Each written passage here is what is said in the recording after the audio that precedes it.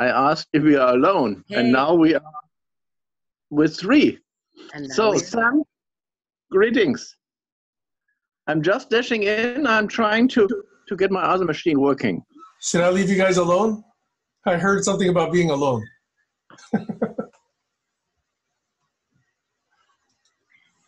I'm going to immediately make other people co-host and host. Okay. I don't have any space on my machine to record at the moment. But okay.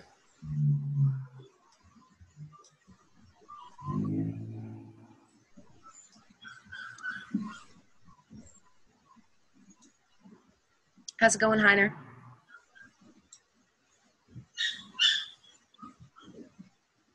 Oh, is that a puppy bark, Sam? Yes, I got people visiting. They're coming in a few minutes, and it's crazy here. I got that. I got my daughter going to Seattle, my other daughter going, my daughter going to California.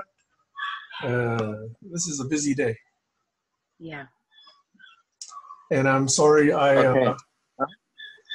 it's busy on your day. Okay. I was muted. I said alone doesn't mean lonely. I was just busy. I'm just coming with guests from the terrace, from the garden, and I just dashed down. And I really like this time, which I call civilized, because in normal times you guys are meeting is good for you. If you have no breakfast, then you can enjoy such things. But for busy people, sometimes it's difficult. So we have someone else. I'm fine and running.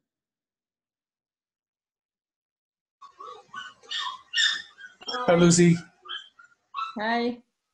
Hi. I can hear puppies. Oh, you hear them, yes. Yeah.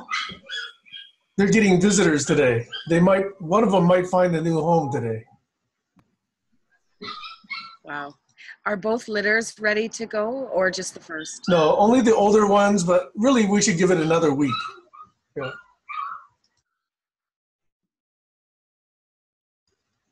Lucy, why don't you tell your sister, see if she wants a puppy. She's close by. Yeah, relatively. She was actually thinking of it about a year ago, and then I don't know, she got distracted with some other plant, I think. But I can send a message, see what happens. Don't send a message, send a picture. Yeah, exactly. Or a video. She works, she does a bunch of different things. Most of the time she works for the ambulance service. She's also worked in sewing shop, like fixing different things for people and making different custom order things. In the past, she was a kayak guide. That I think she's totally stopped now. Yeah, sometimes it's hard to keep up. A Renaissance woman. Yeah, something like that. Yeah, but no, most of the time is the ambulance. But I think she's considering how much longer she wants to carry on with that. I think it's quite hard, hours and yeah. And she did it in Vancouver because she lives out on the island, but she used to work a bit in Vancouver City, and she said it was pretty tough. The kind of emergencies you get called to, I think that's hard for anyone to process all of that. Totally. Yeah.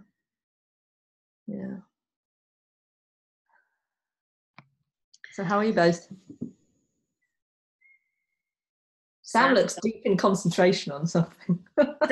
Sam is walking a tightrope while juggling and rubbing his belly at the same time. Wow. And at the same time wanting to hear day 3 of Tammy Lee Meyer. That's what's going on. I want to give this full attention for the time that I'm here, because I know I have to take my daughter to Seattle soon.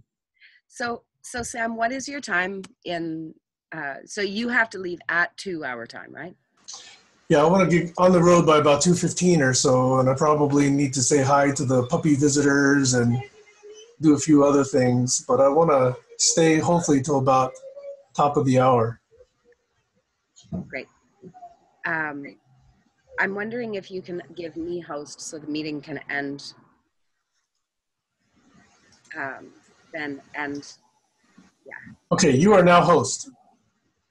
okay, sweet. So early apology. If I disappear, the recording is still going, and I'm part of me is with you, but not entirely. Well, it's all good. How's your day, Lucy? My day has been good. I discovered, what's his name? I've probably still got a window open here. Prem, I'm going to say this wrong, Prem Rawat, who was somebody, sorry? Yeah, that's who Anna has followed for a couple decades or so. Yeah, so I listened to some of him this afternoon and was quite wowed. Yeah, special man. But I wonder if I sometimes have to stop all of this input. You know, that there's some time for processing. Might be smart to do. Yes. Seems that bounce between this feeling of kind of being in love with everyone and life and the world and everything is light and beautiful, and then plunging into some, it's not despair because it's still kind of love, but everything just can't go fast enough, and there's just so much going on in the world, and so it feels a bit like table tennis. Backwards and forwards between those two. Yeah. Yeah. And Heiner, how are you? You have people there on the terrace and you've hopped down into the bunker?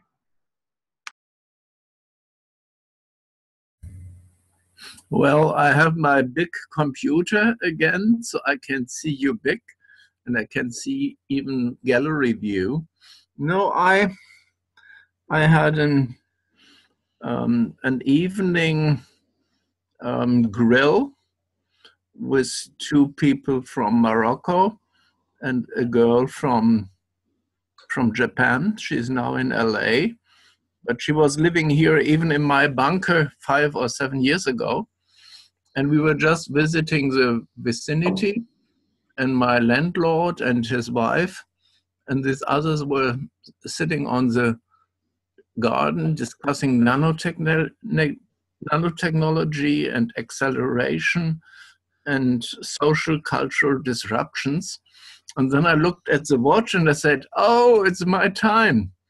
And I want to meet you sometimes, even when briefly today, for a civilized checkup, because I had some thinking, not only last night when I was at this dinner thing, very special, but I had time to tip in my little smartphone about where are we with challenges of conversation, with global challenges, how I saw it all coming up, and what kind of progress we are making.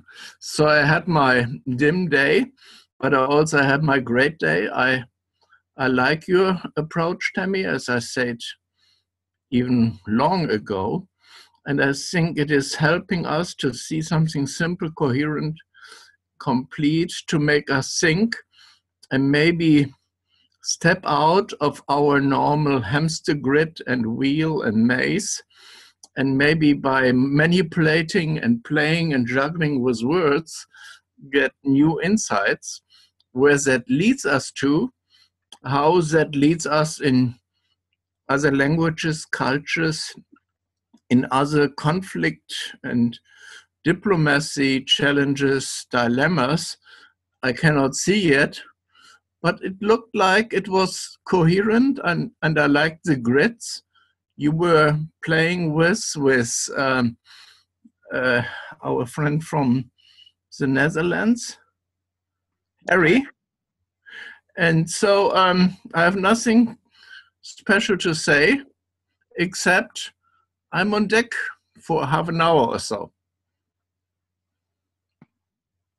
Awesome. So I think I'd just love to jump in and just to start with and kind of connecting with what both of you have said and what and Sam also, is that there's a lot going on. And part of what I think what I know motivates me is having a sense of knowing that we can do something about what's going on in the world today, and that we have an important place to play in that. So for me, even though I would say I'm just a regular person in many ways, right? I've, brought up in Canada. I have my levels of privilege there, and also not privilege. and I think where I'm really coming from is common sense.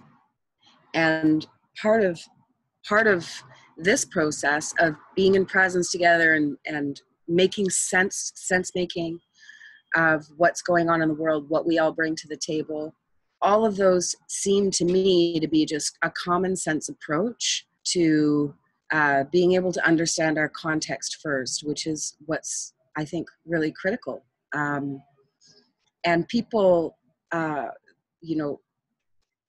affected by what affects me. So I have a particular view. And my particular view, hey, Doug. He is materializing. Lucy, you weren't here with us. I don't think you were here before Doug had his fire. Maybe once, because I knew Doug enough to be shocked when I saw a message about it. I think once. So his old computer used to, when he would join, his old computer would do this super bright or super dark. It would kind of, hey, Doug, it would kind of go back and forth. And it would be like he was kind of materializing into the space. Very cool. Hi, Doug. So I was just kind of jumping in. We have a little less time today because people's time are constrained. So I just wanted to just jump into it. But how are you? Oh, I'm good. Okay. Yeah, go ahead. Don't need to burn time on my account. Yeah. So yeah, there for me,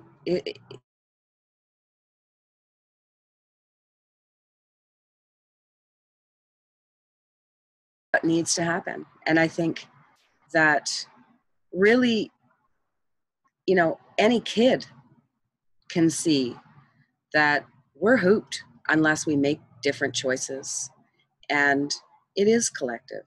It's not just what I can choose. Me recycling is going to help, but it's not going to affect climate change to the level at which it needs to be affected. And so, so there's the very personal, and in that very personal, there is, for me, I recognize that there's a level of engagement that needs to happen, where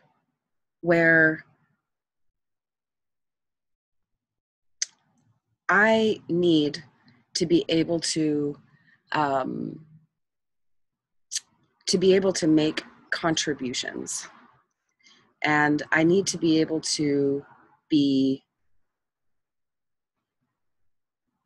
supported in doing that.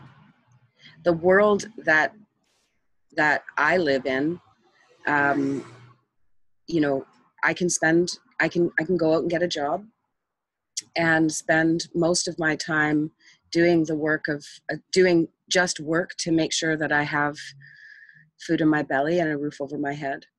But it's been several years now that I literally can't do that. I can't do a job that doesn't align with my values because I feel like throwing up. And I can't do it. A fog comes over me, and I know that I'm out of alignment with what I need to do. Part of that is a recognition of the state of the world. We are tipping, and I can feel that in my body. And the last 18 years or so, I've done a lot of deep deliberation and consideration and practice in what can be done, what we can do, what I can do. And so all of that has given me an understanding that, yes, we can make change. We can change the world from exactly where we are, and that I can't do it alone. It's not about me making something happen. Not at all. It's about me being available and willing to follow the impulse of change that arises within me, and to connect with other people that see either a similar or a complementary vision. So what I feel is really needed is a vision, and a story that everyone can see themselves in. So the story that I see myself in is I'm a change agent. I'm an innovator. I'm a systems thinker. I'm an actor and a doer. I'm a writer. I'm a creative person. And, when I'm just naturally sitting in my common sense, I can see and feel that the systems that enwrap us, that weave around us, are creating the context for a continuation of the shitty, the terrible. And it's a bad story. And the story that is arising within me is that we are gorgeous, brilliant, smart, intelligent, creative. And as the dreams and visions sort of arise from us, and we're able to begin to enact them, that can help to serve the change that is needed. So part of that is, yes, the alphabet code. The alphabet code is a way to reframe the story that we're in, literally centered around the shift of paradigms that we're in the middle of. And kind of even more importantly and more grounded to the world as it is for us to be able to make sense of what is going on, what is, so context, appreciate and engage with people that have thought a lot about it and have specific interventions or projects that they see can help. So a great example of that is Holo. Holo is a entirely new way of distributing computing power across networks, as well as everything that might fall from that. So a user-centered, totally distributed internet. What would that look like? What would that look like, Sam? I don't know if you're there or not, but if Doug Engelbart's vision and potentiality were to be made manifest. Wow. And part of that is, and part of the reason why these conversations and this kind of deliberative dialogue and open, transparent sharing is so important, is that we can actually look at what is together and be able to see where understanding doesn't connect, or be able to capture brilliant ideas on the way by.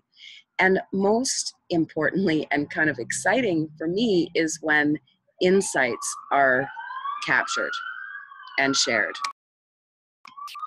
I've got some sirens going by. So where I sit is, I'm like, all right, I'm a person. I've got things that I can do, and I'm connected to brilliant people, amazing people, people that have done, you know, years and decades of work to create things for the shift of paradigms, for the systems change. And what's needed is, to my mind, is that we connect our work together, and that we, if it's not connected together, that at least it works together. And so where I sit is knowing that there's a deep need for us to actually shift how we do us, as Doug would say. And that how we do us is not in opposition to each other, but rather how can we weave what we know and do and how we are to create that kind of meshwork of our hopes, dreams, visions, actions, activities, to actually progress towards the change that is arising from us. I mean, part of the reason why it's hard for me to articulate is it's not just about what I think. Yeah, I've got a massive vision with very particular pieces. But it can't be one person. It's never going to work like that. This, you know, it's not really a hero's journey we're going for. It's a collective hero's journey. It's like, you know, weaving together our superpowers into a network of skills, abilities, visions, and actions. So also, I'm just gonna check in a little bit, because I didn't really check in at the top of this. Over the last 48 hours or so, I've done this really deep dive into the alphabet code and kind of taken it into 7 dimensions of idea, and very powerful. I was up till 2, 3 in the morning and up early, and so I'm still kind of coming out of this kind of fugue state almost of creating and of birthing that piece.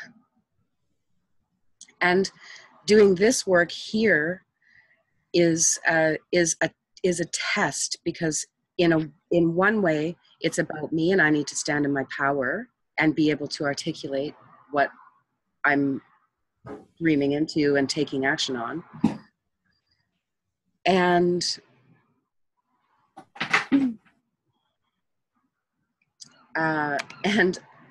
I also know that that today my focus is not, like, I'm not fully here, and so I'm also just wanting to be straight up and transparent about that.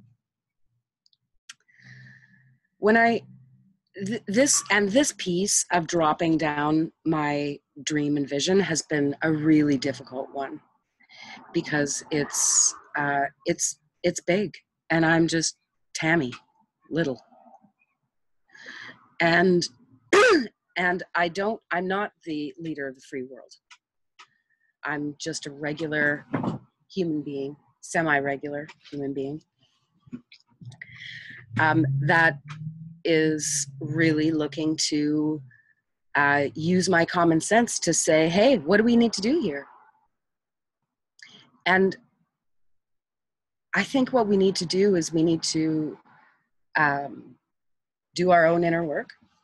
I need to do my own inner work to show up, and listen to my inner voice to know what to say, and to follow what wants to be heard as well. Like, you guys being here has an effect. And I'm speaking to you guys.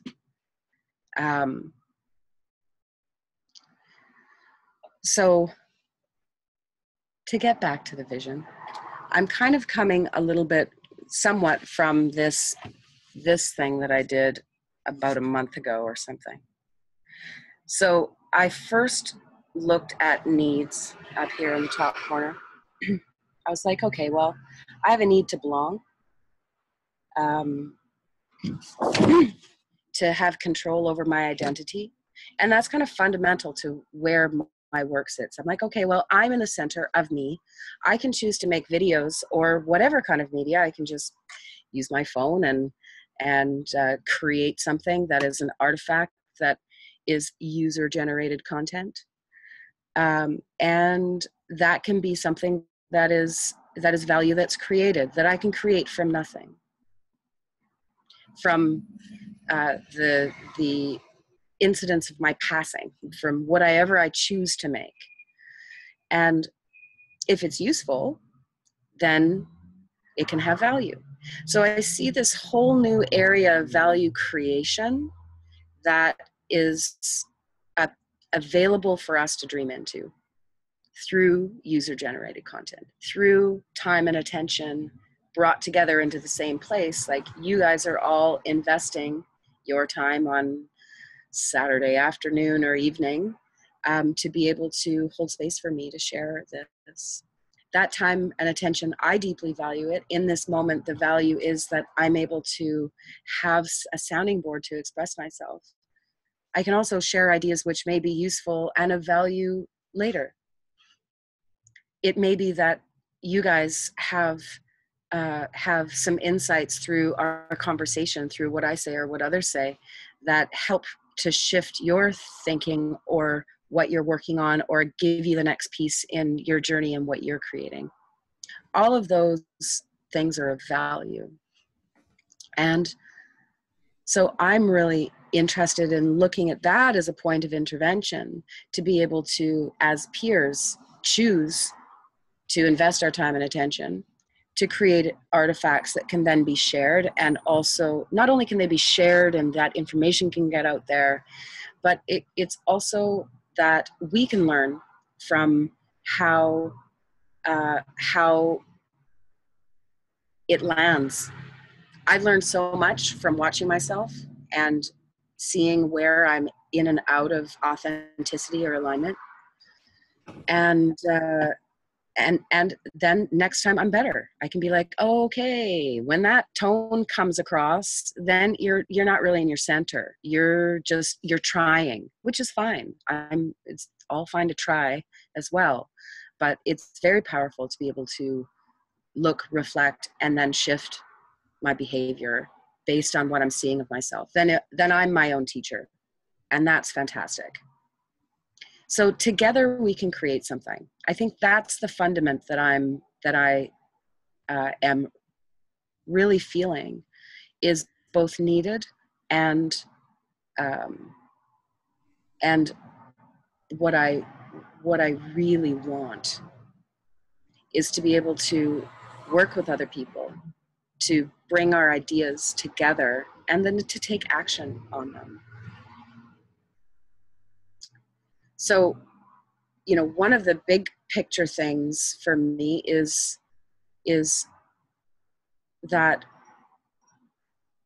there's a whole story that's going on at the macro level that is a shitty one. And there's so much information, like Lucy was saying at the beginning. It's like, okay, we'll take in all this information, take on all this information. And at a certain point, it's overwhelmed. How can we actually understand what is going on? And Heiner, you've got tons of work in that as well. And so, these spaces that we hold where we kind of look at these things and take each other's perspectives into consideration and hold a bigger space there, I think that's the practice that we need to master. And that process being recorded and being able to see and review it, that is an important part as well. And as we get more facility in what that is and more intentional about what we're creating, I believe that we can really kind of supercharge what we're doing so that people can see that when we're in presence together, we're doing work that is actually needed to be done, and we're documenting that. Yeah. So I want to take a beat, if we could just take a minute. And coming out of that minute, I want to ask whether you can convey what you've been sharing in the first person in very concrete, specific terms, in terms of what you do and bring. Because the truth of the matter is, everything you're attributing and shifting to the we is your superpower and what you do. So if I really want to hear you express that in a proprietary way. I do blah, blah, blah. I bring people's pieces out.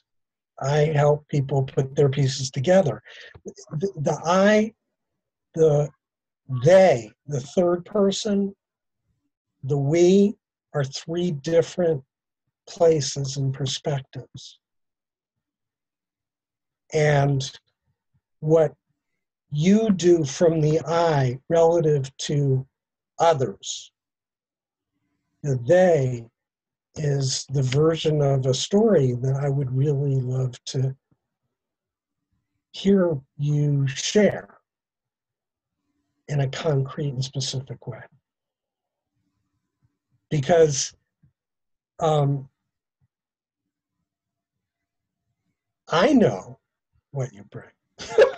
I know what you do, and I know what you got going on and what your superpowers, skills, and talents are. But this particular circle up is about you expressing and sharing what you bring, what your superpowers are, and what you are actively intending and doing in what you do. And that's a different framing. And I think it's really important because that's the framing that would enable, John Q. Public to go, I've got these pieces of my puzzle to figure out or to get expressed or to get done. That's Tammy. Like, I need her for that. And I've got these other pieces going on, and that's Lucy. And I got these other pieces, and that's so-and-so. And at the end of this process, I think part of the vision mission for these sessions in particular are for us to know what each of us are bringing individually, what as a resource pool. It's sort of like as a talent pool, resource pool, contribution pool, as a collaborative team.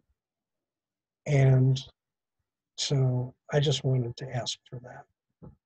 And I don't mean to impinge on your time or your framing and expression, but whether now or whether it want a future session, that's a version I'd really love to hear.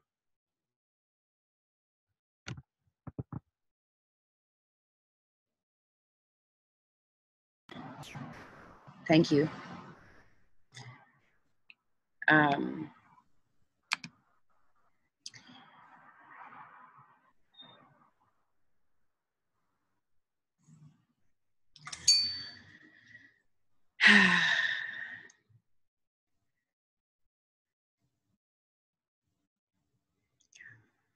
I'm just going to take a minute.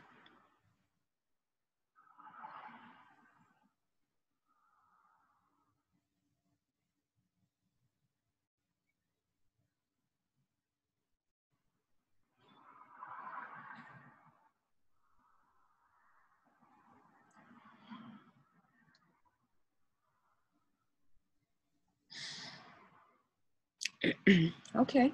Chili wants up. She'll help. Okay. So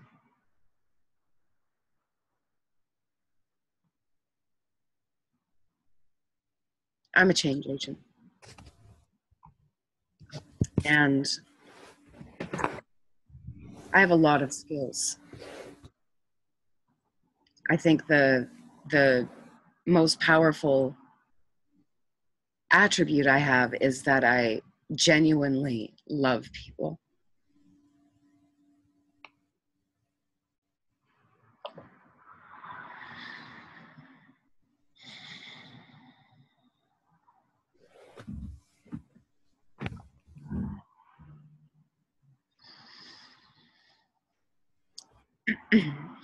and that's what motivates me.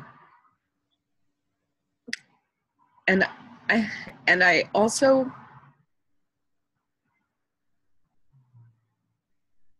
believe that it's possible for us to shift where we are. And so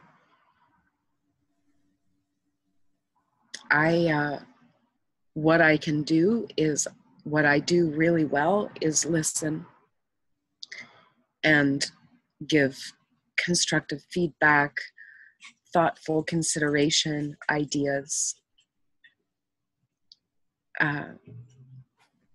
And as a part of me loving people, I see them. And I see how much, well, today's going to be a crying session, apparently. I see how much we all bring. And I bring a lot, too. So I want to experience what it is to really fully bring my gifts together with others. And I think that path is one where anything can happen. So I love this form where we can see each other, where we can feel each other, where we can build our relationships, where we can use that as a way to capture and promote what we're doing. And I see it and feel it, this process, this recording in Zoom, pressing record, as a way where we can see each other. So, because over the last, in particular since 2011, I've really done this deep dive into social movements and economic change movements. And I have this kind of meta view from seeing how much is happening and the level of thought and development and experience that has gone into, like, the development of Holo. That's like, what is that, 12, 15 years of Art Brock and Eric Harris Braun starting and engaging people over the years. And, you know, many thousands of people have put their time and attention and energy into that. So how many Art Brocks have you done over your last 20 years? I mean, there's hundreds of people, both here locally as well as internationally. Yeah. So I just want, I want to bring you to task. I really want you to get this, because it is your only qualification on what you bring is you. It's like your own judgment. And the truth of the matter is, nobody else has that judgment but you. Everybody else attaches huge value, appreciation, significance to your work, to what you bring. Everybody knows you and the you bring to other people, the you bring in service to helping other people get their shit out. That's what you do.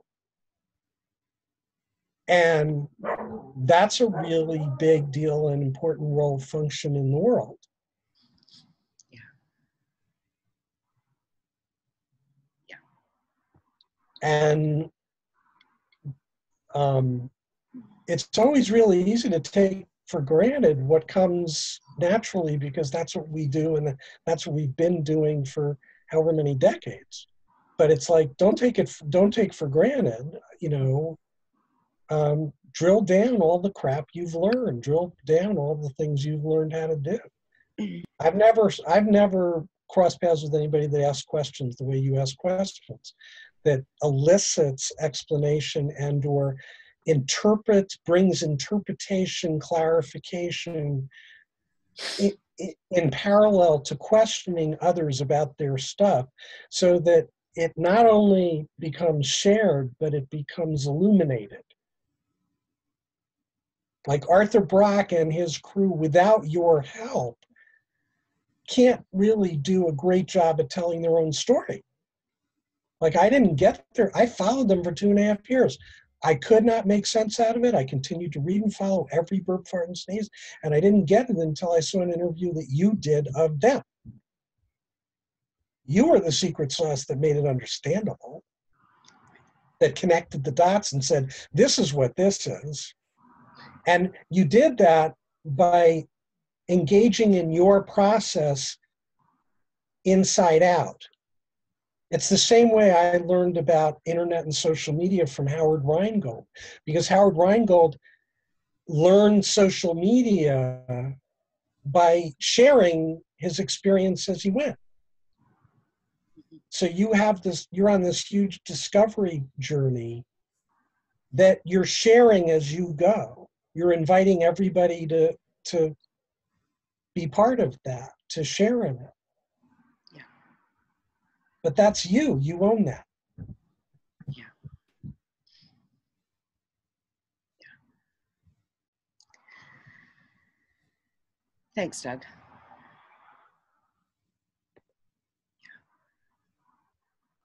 And just in fairness, I think it's really important you be able to articulate that clean from an ownership place, from a completely unqualified 100%, I own this.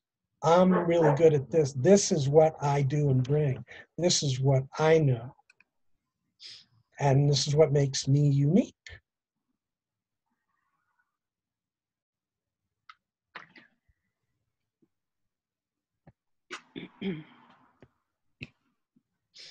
Because it's powerful.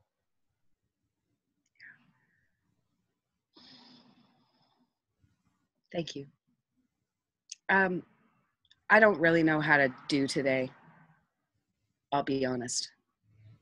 The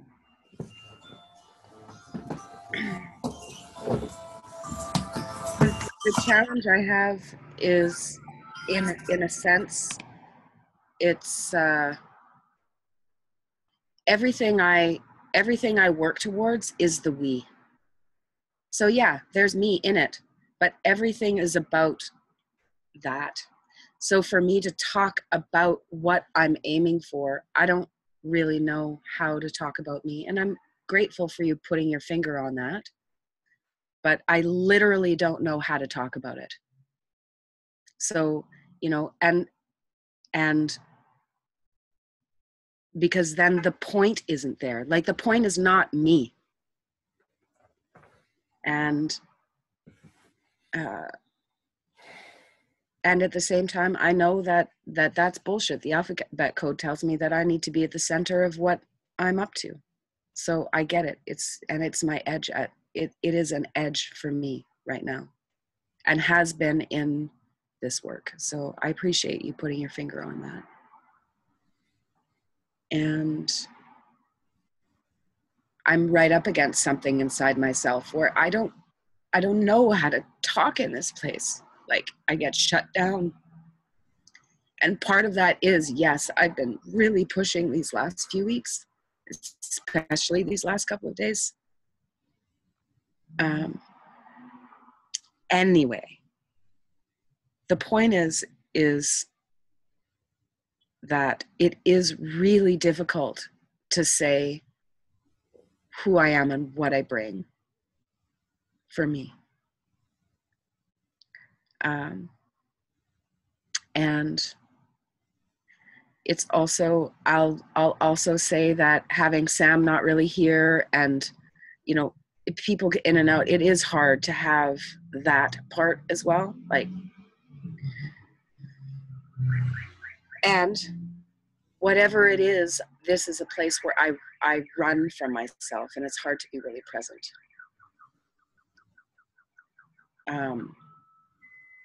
And yeah, I'm sure it is, you know, owning my own greatness.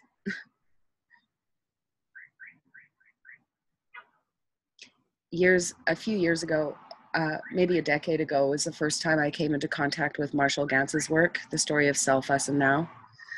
And I've built workshops on that and done it many times. And that's kind of what this is.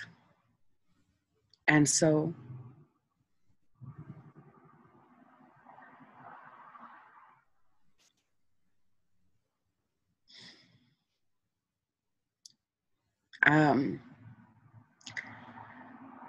really, part of what's happening is that there's this part where we're fucked. We're literally fucked. And I feel that in my body every day. And I know that I have a series of antidotes. Love, things I can do, ideas. And the pressure of it all, that overwhelm that Lucy talked about, it's like it pushes me into this, it supercharges the need to actually show up in the right way.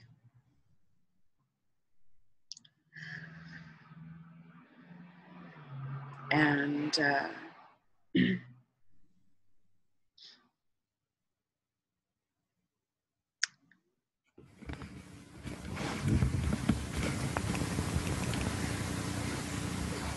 Heiner, it sounds like there's a little rainstorm on your side, but I think it's just a fan with your computer or something.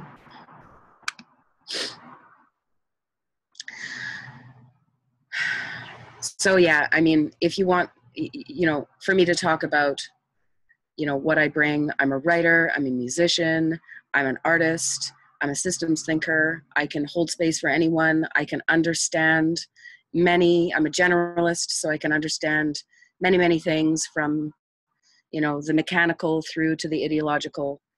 And so I have a lot of capacity in terms of really holding space for people to share what they're up to. The other thing that I have and that I am is a part of an enormous network of people that I have nourished relationships with. And I think that's probably like the most, like, if you look at that value, the value of those relationships, because it's in particular, my particular facility in wanting to help those people articulate their dreams and visions, that is gold.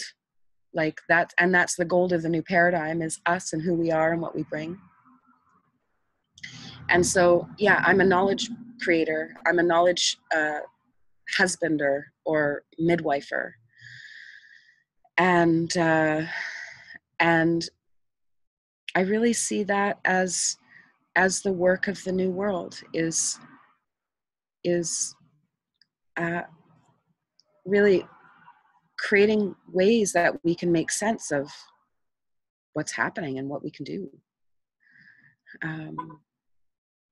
And, you know, part of it is press record. Part of it is holding the space and being able to listen and reflect.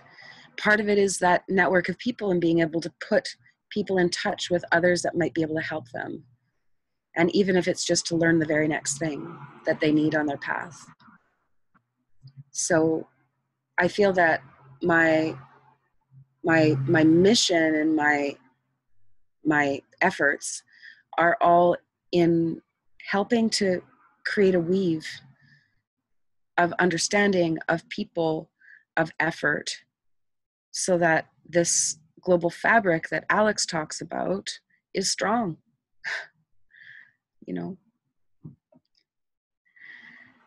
And I'm a thread, right?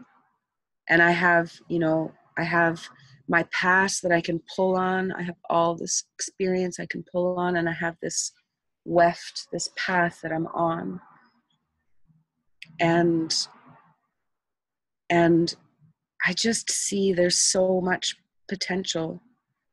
And I do know that that potential is reliant on me really seeing my value and acting and kind of acting as if, because in this world, the value that I bring isn't compensated for.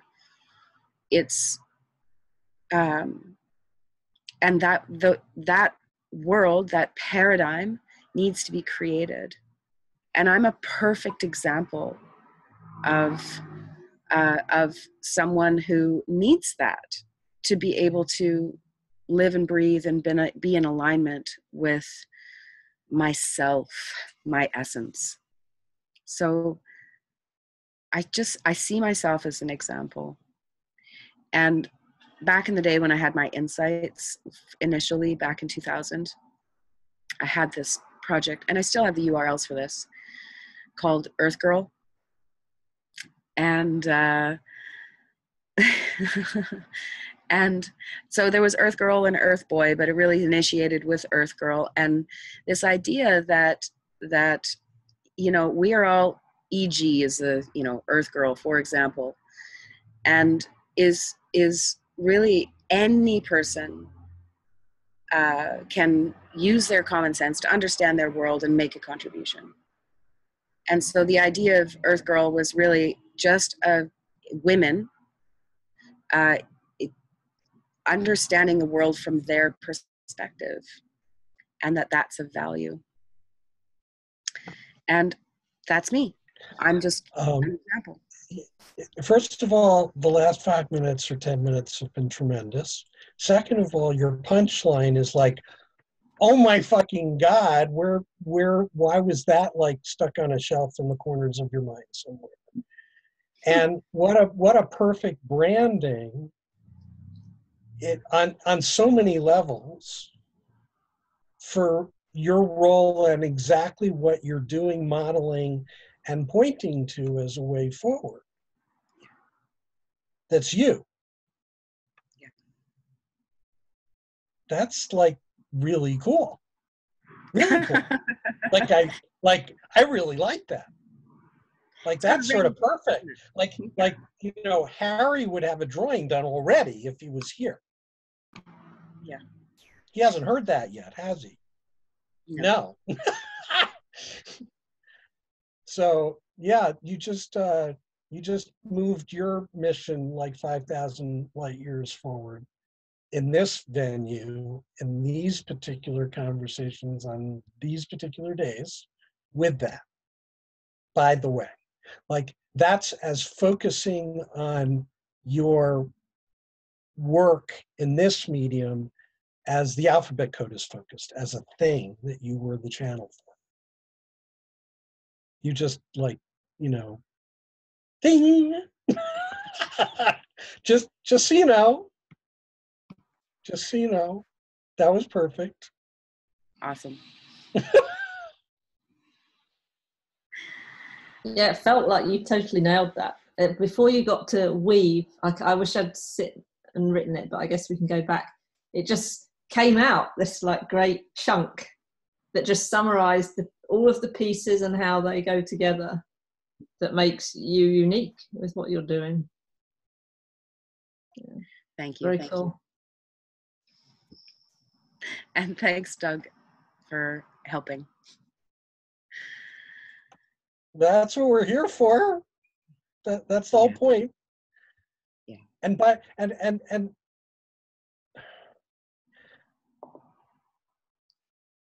this is like how we do us differently. Yeah. Nobody can articulate and express who they are and what they bring, because the culture and paradigm we live in doesn't train us for that, doesn't prep us for that, doesn't give us the skills or ability, insight, approach, orientation to figure that out. So you got to sort of fight your way through it. And you got to sort of twist and turn in the wind. And you got to hit the wall you hit. And then you came out the far side and went, okay, ba-ding, ba-ding, ba-ding, ba-ding, ba-ding, ba-ding, ba-ding, Earth Girl. Holy crap, Marvel could do a superhero character based on her. Yeah, you get a cape and everything. Right? Like I see all of that stuff. It's so like, that's what this is for. That's what barn raising is. It's not the old paradigm building a barn. It's not about a thing, creating or producing an output. It's about reinterpreting, constructing, manifesting, and enacting and generating us as agents. That's what we have to do differently first, before anything else. All the other stuff is like, icing on the cake if we get us right, and us right in relation to each other. And you just proved that. So what else? We got alphabet code, we've got Earth Girl, what else? What else is in your bag of tricks? Well, it's this shift of ownership of cultural identity artifacts. That's a big one. Tell us more. So, commons asset classes, the social and intellectual value agreements, these ways that we can look at creating collective value from our in creative ways. So whether that's music, a talk, art, all of these are ways that we can create. And for me, what I get is that I don't want to own the alphabet code, for example. Able to earn from creating artifacts with it, but I'd like for the alphabet code to be under a completely different ownership model that is commons owned. It's about a wisdom economy. It's about, if the alphabet code has value, then the value that it generates, and so there's multiple expressions of value. There's the value that it has in personal development. There's the value that it has in telling a story of the shift of paradigms and helping to enact that. What's the value of us actually shifting the paradigms to a thrivable planet? Right? Like, there's a whole other level of value that we need to be able to, I think we need to model. And so for me, the point of intervention is with social value and intellectual value that's created, wisdom, knowledge, what we're learning and sharing together. And so I would like to be a part of and help to enact and create ways, the knowledge economy, the wisdom economy. That's where I see a really pivotal intervention that's right underneath our noses. I just have a question / soup stirrer for you in that, because I've been immersed in Heiner videos for the last 2 days. Awesome. God have mercy on my soul. And And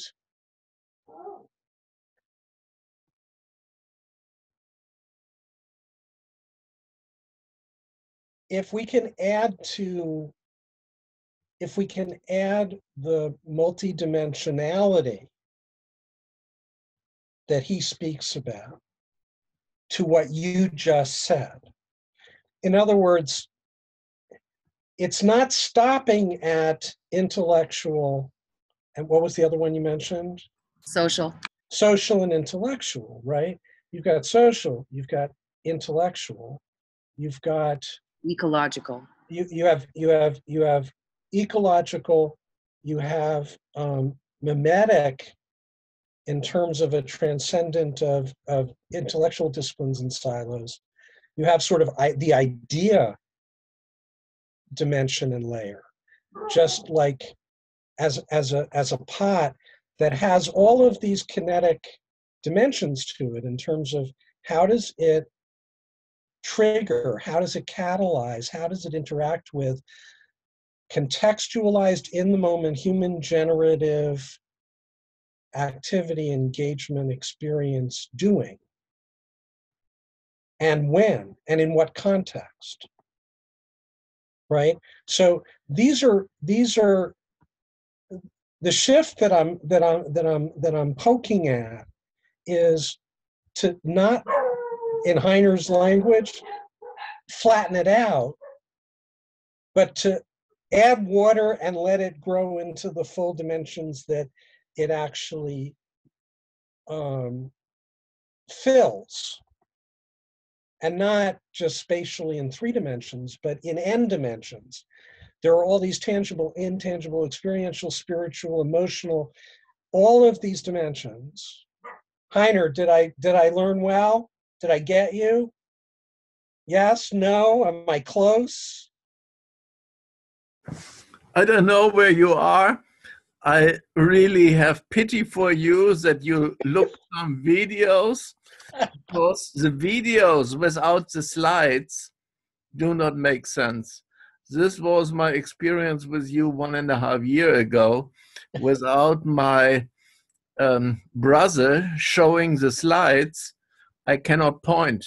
That's why I said in this thing, this show and tell is not enough for me. This doing and this sharing, like sharing voices, spaces, futures. I was telling it to you in some of these hot seat things, maybe 1.5 years ago.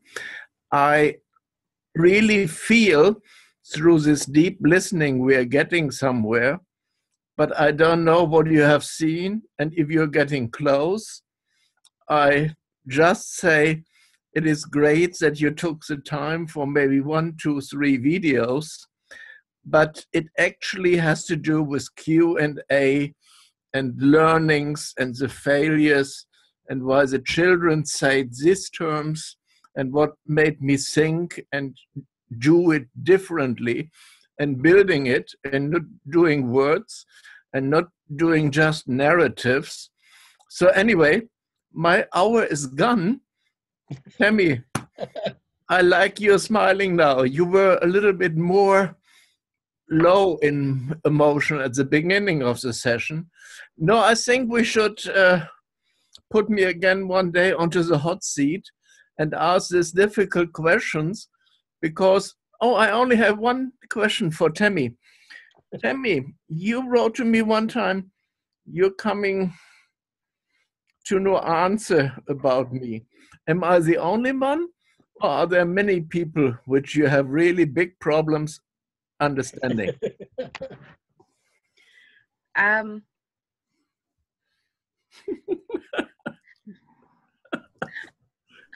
I don't know how to answer that, Heiner. The thing is that on a sense level, I get you, but intellectually,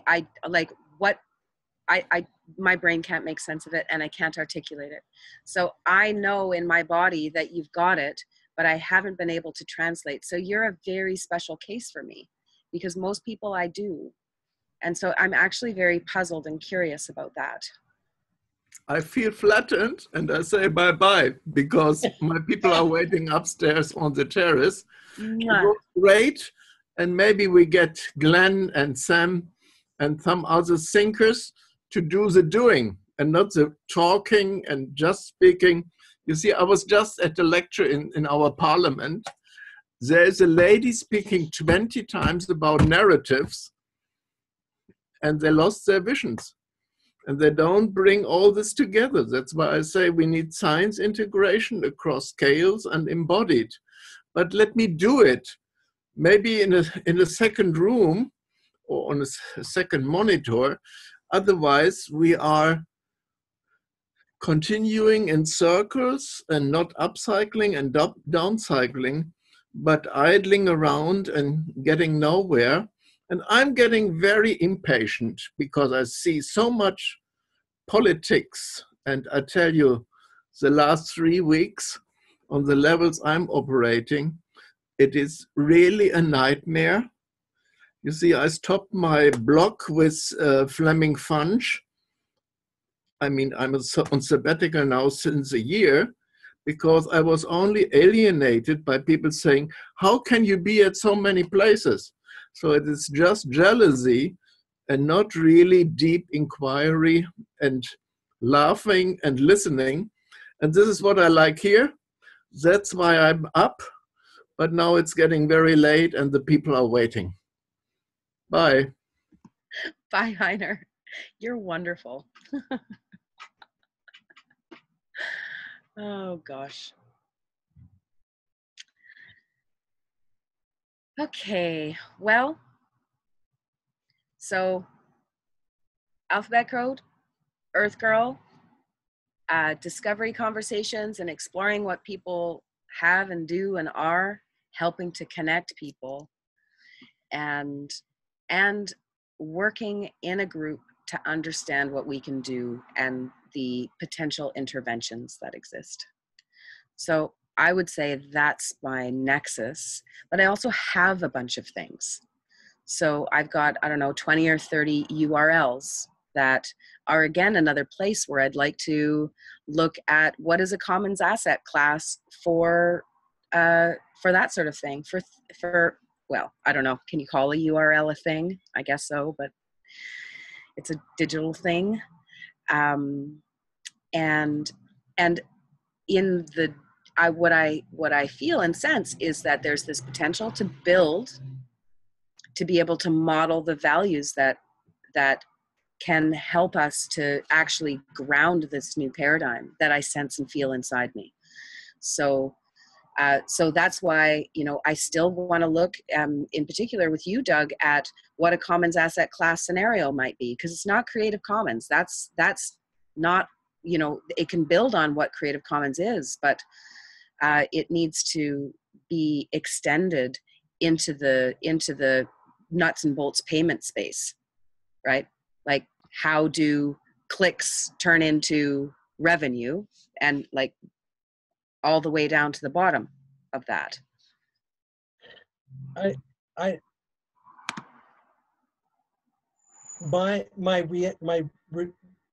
sort of reflexive, what's been emerging for me reflexively on that question, which is a big one that I attached to you bringing, which is why it's here. So I'm saying what I'm saying as a subsumed under, not as this is my stuff.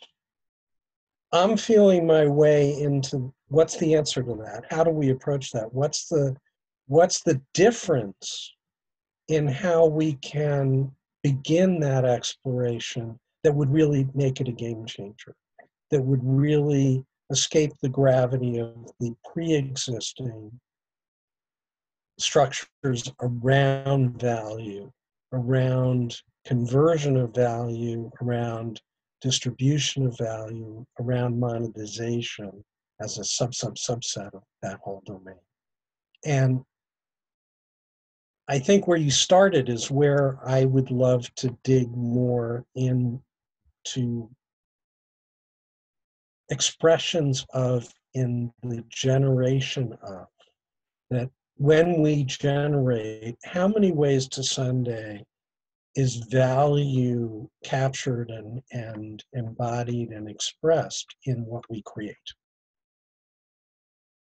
Tangible and intangible, like fully dimensionalize that through a human experiential frame of reference.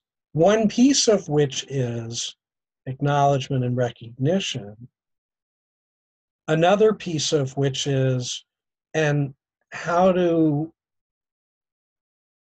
my needs get met as a contributor to the system, as a contributor or generator of value within a system, right? But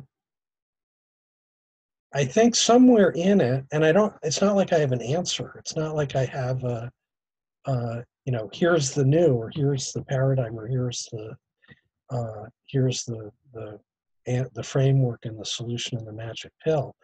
It's fundamentally changing how we're even approaching it as a case of first impression. And then in the drill down and in the elaboration and the exploration of the meme of human generativity and the value that's generated, whether it's tangible, intangible, on what level and facets and planes of human experience and existence does it map to and contribute and affect?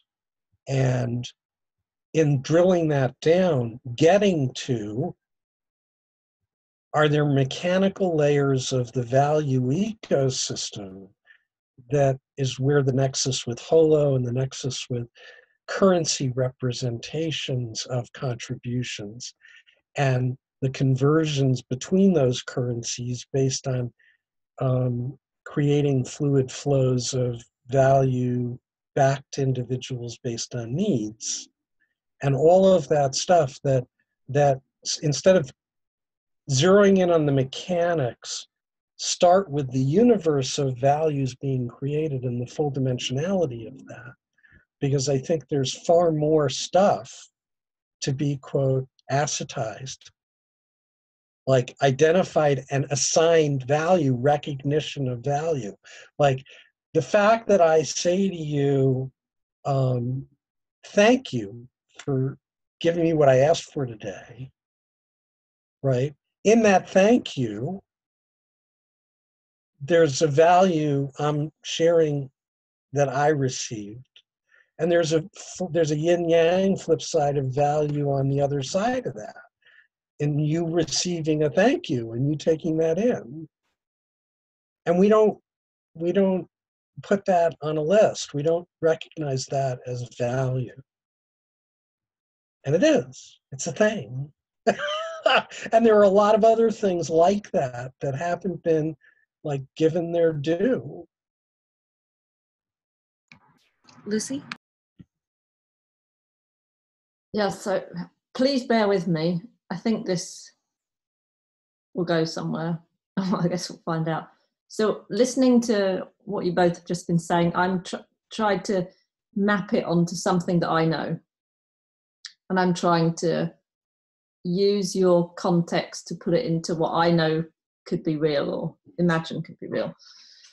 So I'm thinking, I have this kind of sports-based personal development program for girls. You know, there's people all around the world who throw millions of dollars at using sport as a tool for development or boosting girls' skills in life and, you know, empowerment, all of these kind of things. And currently they throw that money at some charity or NGO, kind of hope that that work trickles down and has an effect, but don't really have any way of measuring that. And I've been talking to people about how could something be delivered online. So this is a program developed in Sweden, but could girls in, you know, some village in Africa have access to this kind of thing? So then I kind of, this is very hard to put into it. Then I jumped to the other end and imagined, okay, I'm that girl sitting in the classroom who has access to that material. And I get to there's some way that when I interact with that material, I can say, what value is it giving me? How much did I learn from this? Yeah. That with technology could be passed back both to the person developing it and to the person funding that. You know, when that value comes back, the funder says, okay, more comes to who's developing, and you could maybe start to see where that value is moving. And then we had this idea of using women who are quite famous. I mean, in my context, it's kind of sports athletes, but it could be anyone. Recording videos for these girls so that they had access to different role models or different sources of information, even if they were, 1,000 miles away. So that person also and I'm thinking the media storytelling also adds value to that network, which you could then see where it flowed. Does that make any sense? Absolutely. It's exactly, it's perfect. It's exactly it. There are so many facets and dimensions of the values that are being, that can be contributed, that can be circulated, and the ways some of them flow and the ways some of them affect are not linear or transactional. But if you look at it as a value system, as an ecosystem, it creates energy, and it creates a center of gravity that increases pull and increases participation and increases contribution and increases engagement and increases use and increases return. And all of a sudden you have a living thing. It's not a money fiat currency centered thing or a productization brand thing or a selling thing. It's a living thing. Exactly.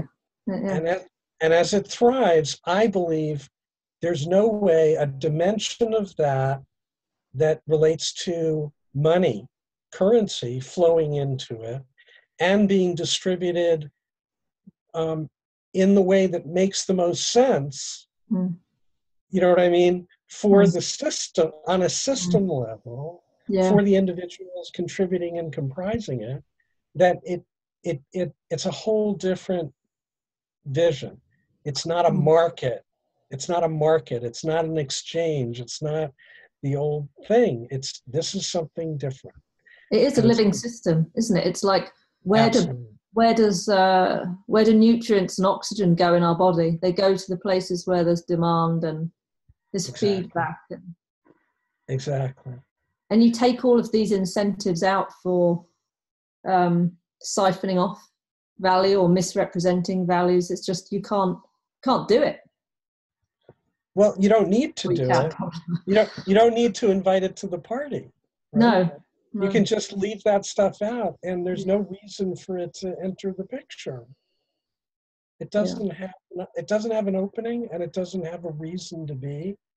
And any attempt at any point along the way that somebody tries to do that, the system itself will reject it.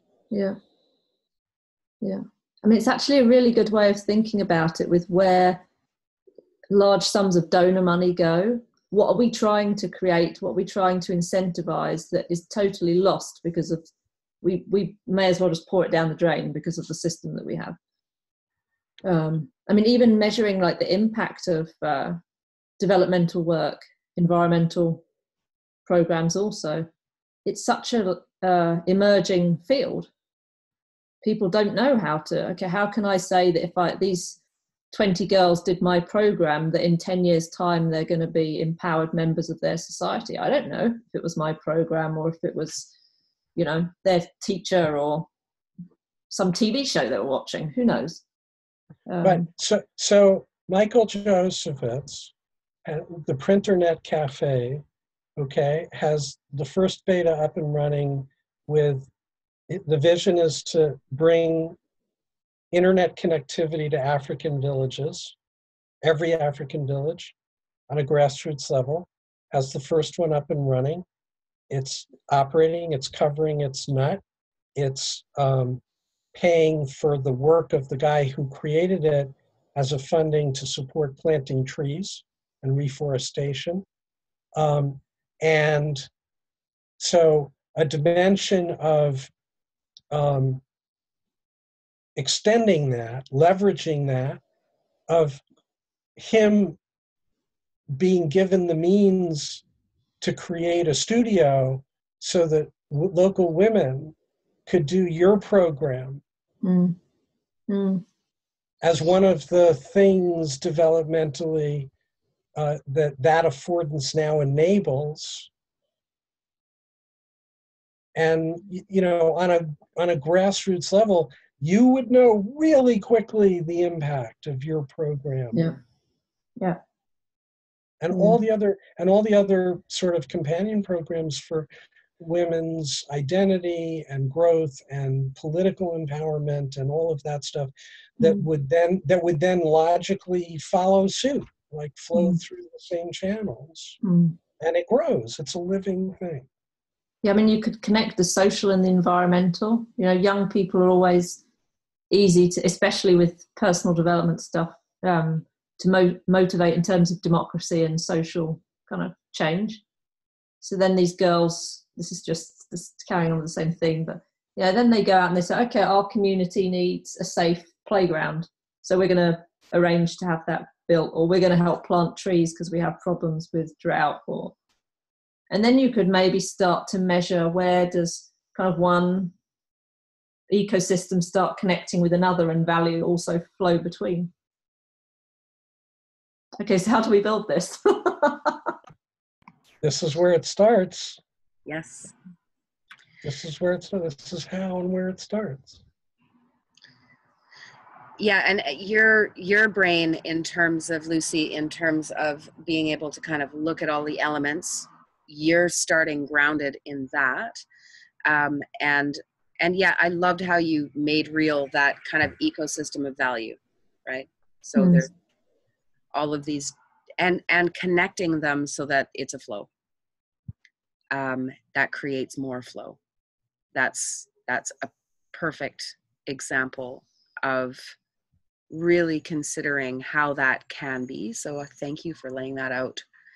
And I mean, I think it would be just to lean back into a small iteration of it, micro project of what that might be, so that you have some experience in, because it the piece around kind of emergent conversations is anything can happen in them. So if that's part of what's going to happen, like you don't really know what the girls are going to say, for example. So how, so it's creating a container around that and thinking around corners a little bit in terms of, privacy, how it's decided that something's shared or not. All of those things need to be kind of thought into and felt into. And then purpose, right? There's all kinds of things that can be made. I mean, the girls can also be perhaps making little videos that inform, that are directed at local decision makers, where they're directly asking for the policy change that they need based on what is happening in their community. So ways to be able to co-create 1, 2, 3 minute videos of these women saying, this is missing in our community. This is what we need to do. This is the law that is infringing on that key thing. And this is the policy change that we need.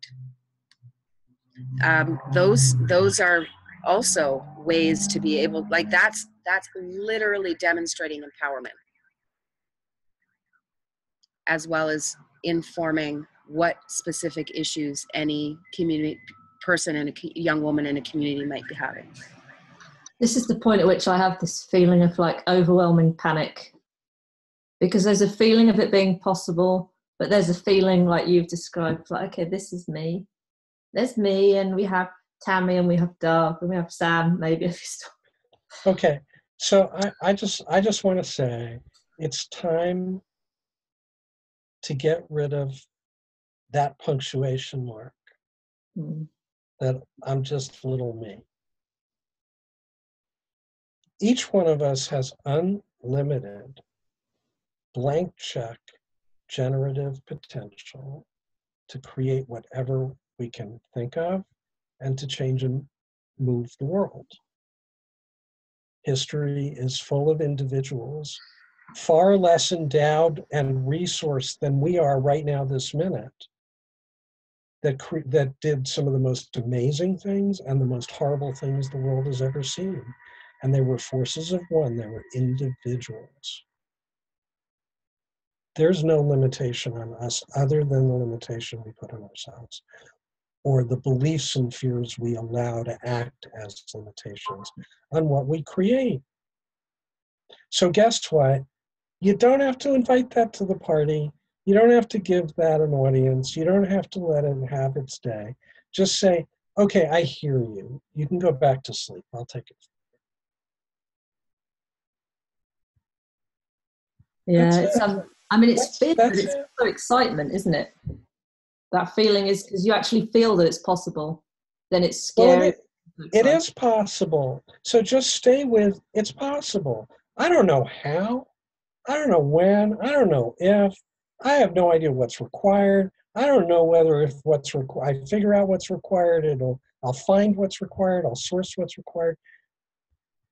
It doesn't require any of that. It just requires expressing and getting to the initial statement and frame of the possible. And then taking it one step at a time.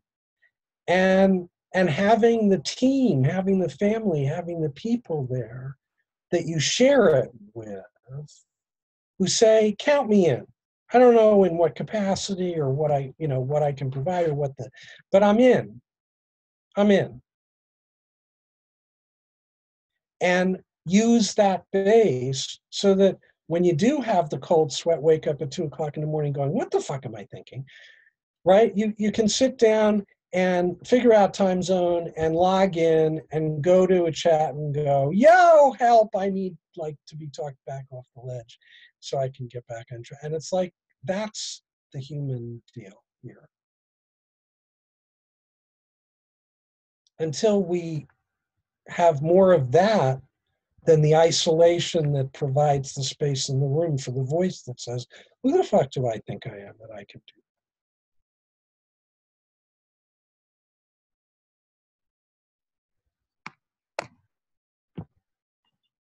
I'm Tammy Lee Meyer, and I can do a lot of things. And I'm Earth Girl. Yeah, that's what I was going to say. You're not Tammy. You're Earth Girl. Earth Girl. I'm Earth Girl, a.k.a. Tammy Lee Meyer. Shit damn. And there isn't anybody's story I can't tell and make happen. That's your tagline. There isn't anybody's story I can't tell, surface, and assist in making happen. That's a really long tagline. and that's true. Yeah. And that's actually true. And you got a lot of work to do, which is why you don't have any time to dick around with owning it. Right. That's the the doubt, the fears, and the beliefs, and all that stuff. It's a diversion of bandwidth and resource from the actual work. Each one of us has this mountain of work on our plate to get to make our contribution, to do what we're here to do.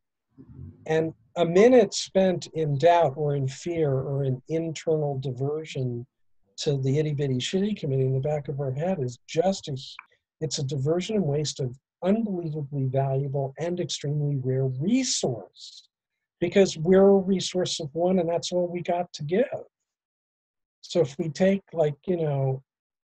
if we knock the power meter down from 100% to 50 for a day or 2 days or a month or a year or whatever, there's 50% less of us contributing what we're here to contribute. Just on a sheer value ecosystem, contributive, generative plane. So there's no time to deal with doubts and fears and all that crap. It's just a waste. I don't have time for that. I've got to put my time and energy into contributing. Exactly. So I'm going to drop this one thing that's just something for us that I would like for us to consider together. which is the ownership model for the alphabet code. Now, this is really quite critical because it's coming out. And Tuesday, I'm meeting with that publisher that Gertrude put me in touch with. And so it's timely. And part of it is that it can't be in the old ownership model of intellectual property, because then I'm schizophrenic and or multiple personalities, and one of my personalities isn't listening to the other ones. So it needs to be in a different kind of ownership model. And so I don't know if I'm glitching or you're glitching, but something seems to be. I hear you. Okay, perfect. I'm hearing you. So this commons asset class is something that, it's not created yet. Maybe, I'm sure that someone is out there considering what commons asset classes would be, ownership model within the paradigm of sharing, and an innovation on ownership. But I'm clear what it needs. So what it needs is some kind of designation under.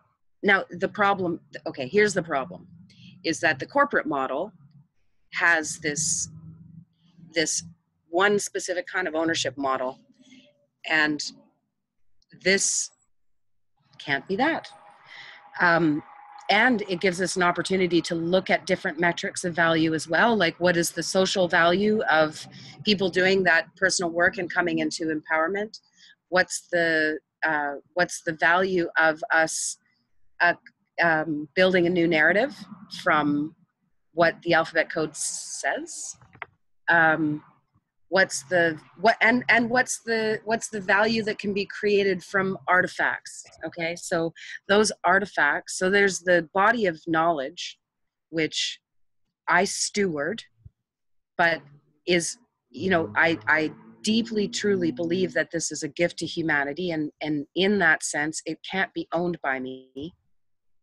I want to be paid for the work that I do. I want to pay Harry and others. I want to pay others who want to be parts of these conversations and to really knock around and look at what the alphabet code is. I'd love to be able to pay people a stipend to work with me, because it is of value. And I want to make this transition from all of this value that's created voluntarily and real value in the world.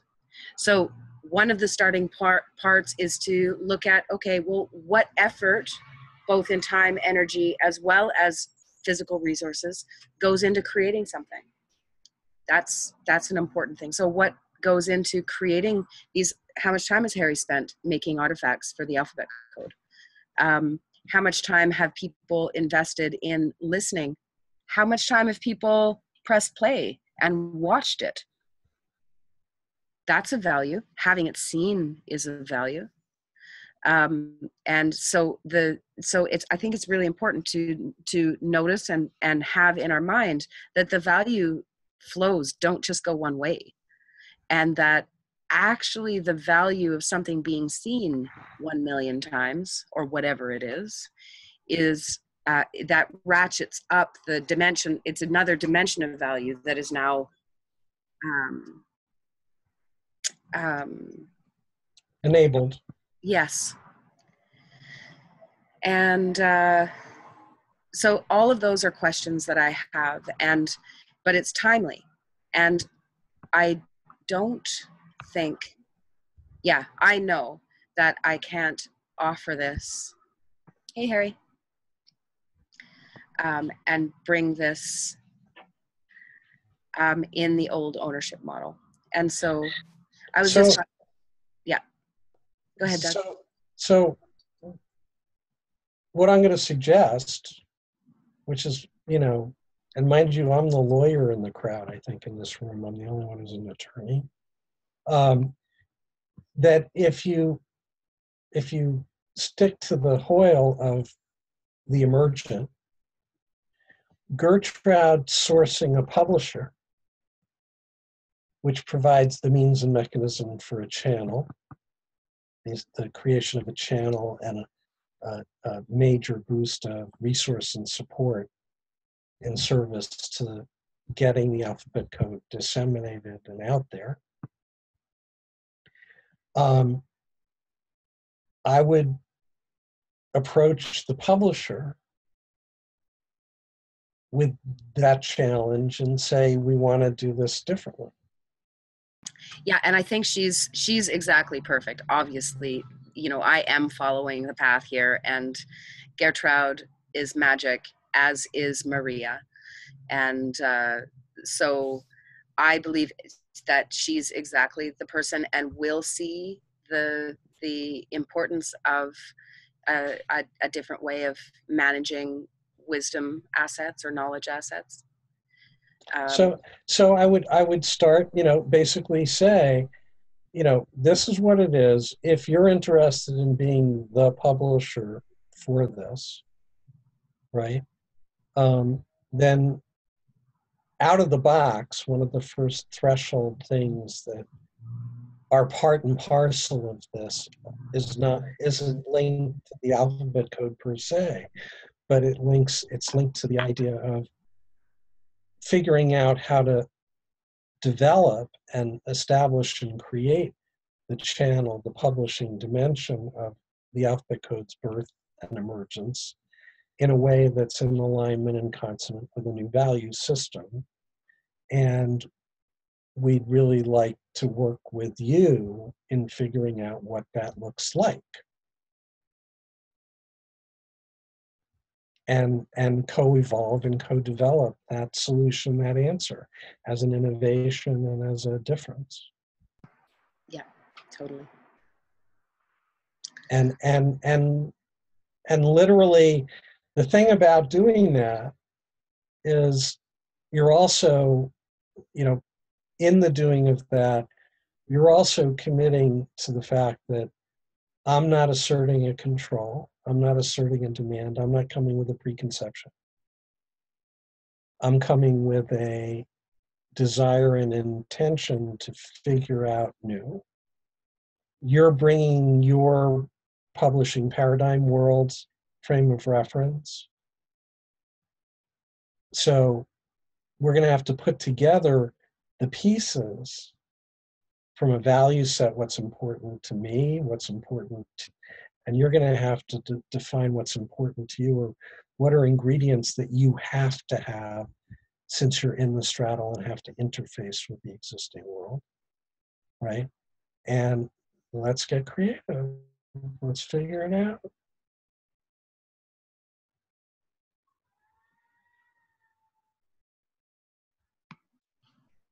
Thank you. Yeah.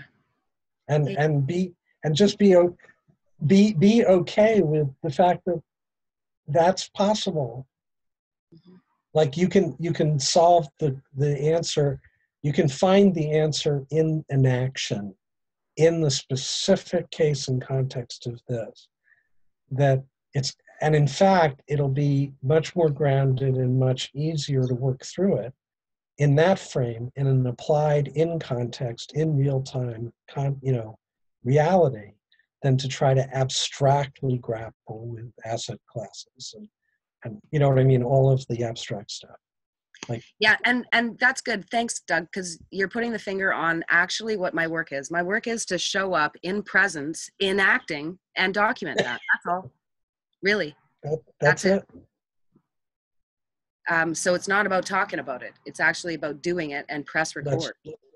Let's figure it out. And one of your quid pro quos with her is, by the way, out of the box, whatever process we go through here to get to a deal and to get to a publish event and whatever, I need to document and record all of it, and it's going to have to be recorded and captured. And I want your permission to be able to share that with the world on the back end of all of this when we get to the punchline. Like, nothing about any part of this process can be confidential. Yeah. So right out of the box, you're shifting the values goal line like miles. Yeah. Because everything in business is in secret. Like, you know, you can't talk about the deal, you can't talk about the terms, you can't talk about the advance, you can't talk about anything. Not allowed. That's like, no. Not this time. Thank you, Doc. Let's break that frame. That's key. Oh boy. Let's secretly take the profit and let the rest do the work. Yeah.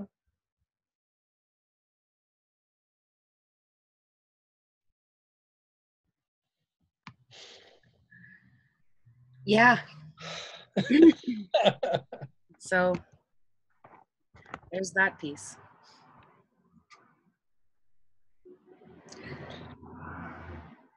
Yeah. I just wanted to say, Lucy, I'm in terms of your project. It's in my head. I'm carrying it around. I'm waiting for my shot when I talk to my niece to get you, celebrity on the rise. My niece is headed toward being a star on the USA Volleyball Olympic squad, and she's a monster athlete.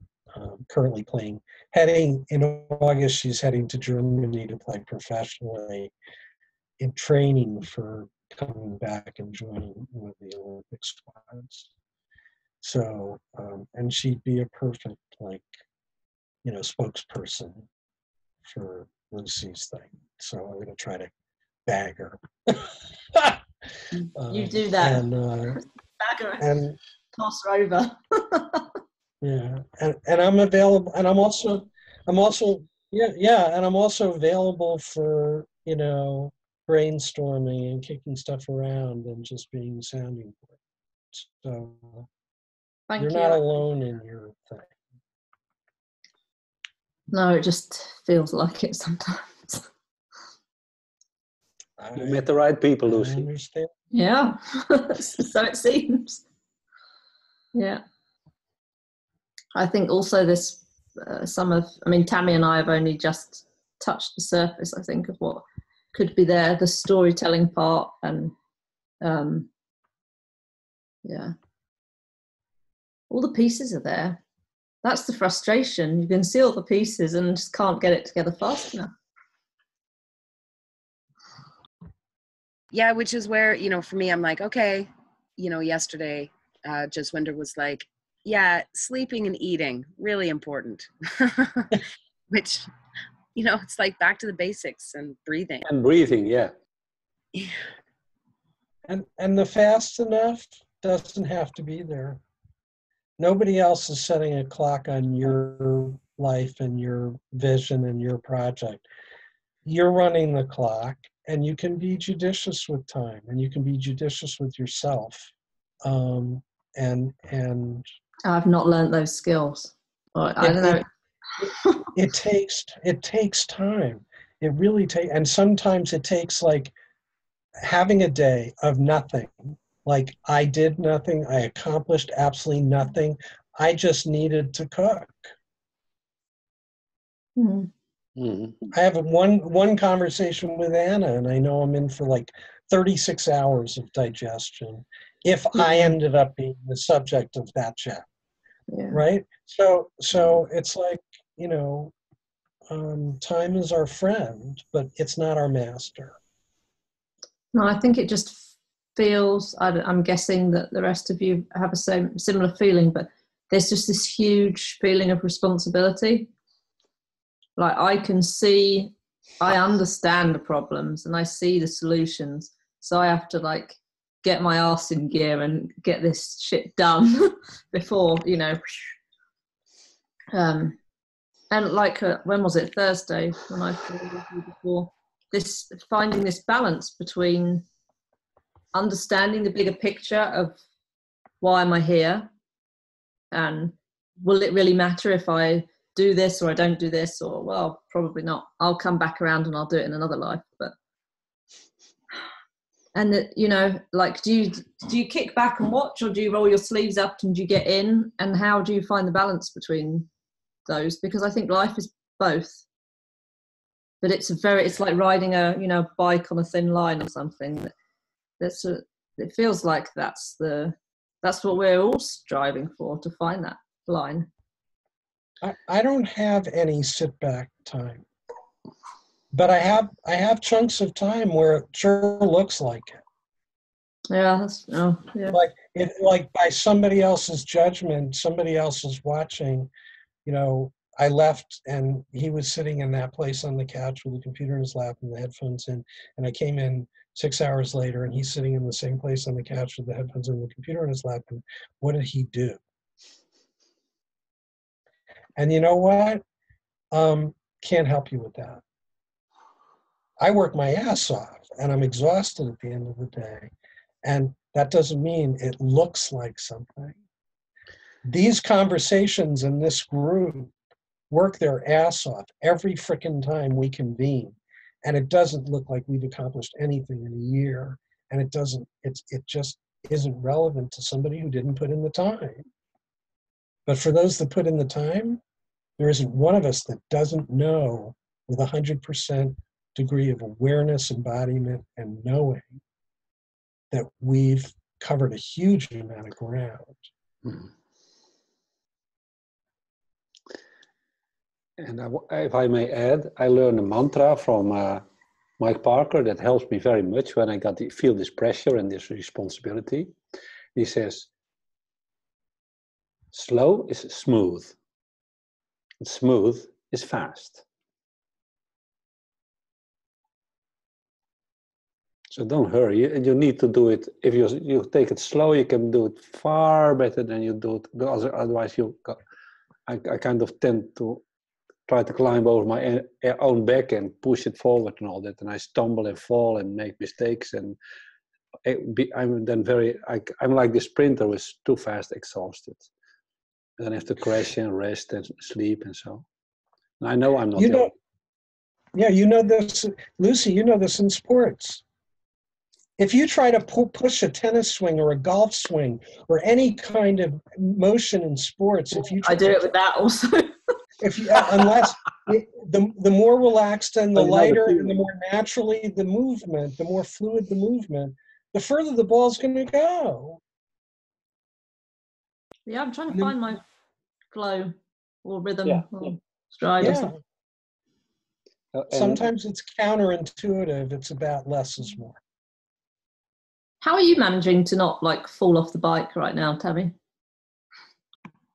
I'm not sure I have. Tammy, you told me what you were kind of, you slept too late on the last days. You just were pushing. Yeah. Waiting too long and then at the end of the day do too much. Yeah. Every day. I don't know. It's been a tough, but you know, it's been years now that I've been living at this edge, and now I'm at the place where I'm like, okay, well, I built up all this capacity. I have this capacity. I have more than I had before. And I also need to, slow is smooth and smooth is fast. I need that. And so I've been working on that. Today I had a walk, ate great food. I slept over 8 hours last night. The night before, I had 4 hours sleep the night on Thursday night, and I don't know, not enough sleep for a while. So that's not perfect. And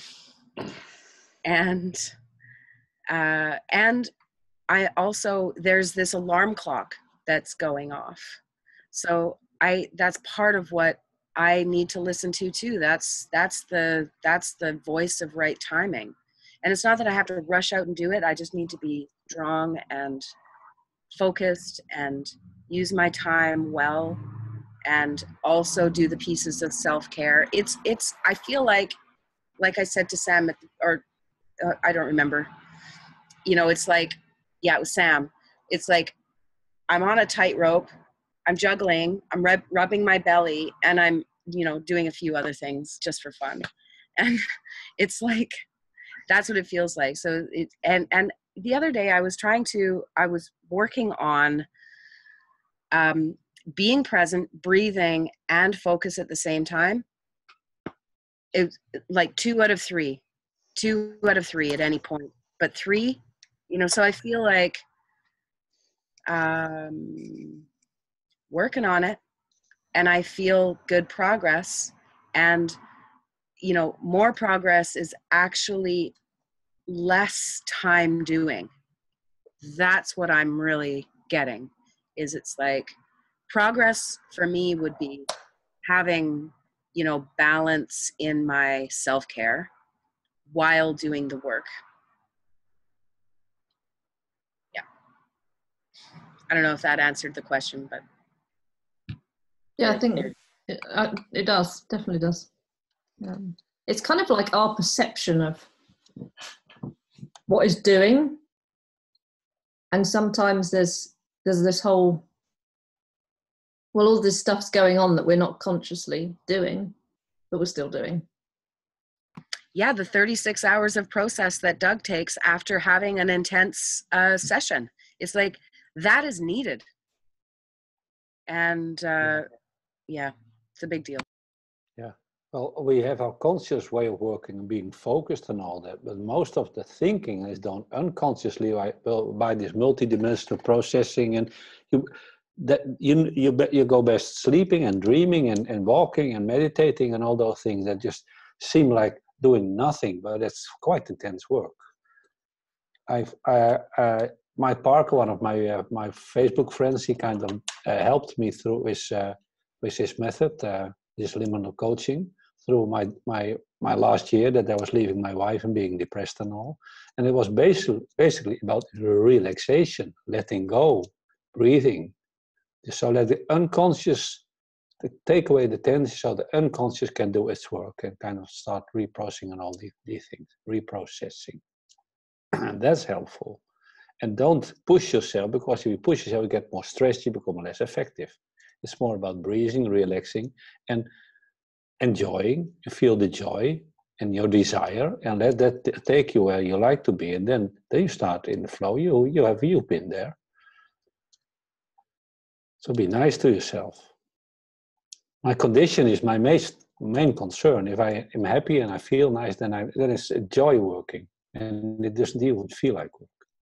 But when I have to push myself, and I push it, and I tend to do that because that's how I was trained, and sometimes I like it, pushing stuff, getting it done. Okay, it's 2 o'clock at night, I don't give a fuck, I want this done. I got that one as well. But play with it. I've been dancing, so I feel good in my body now.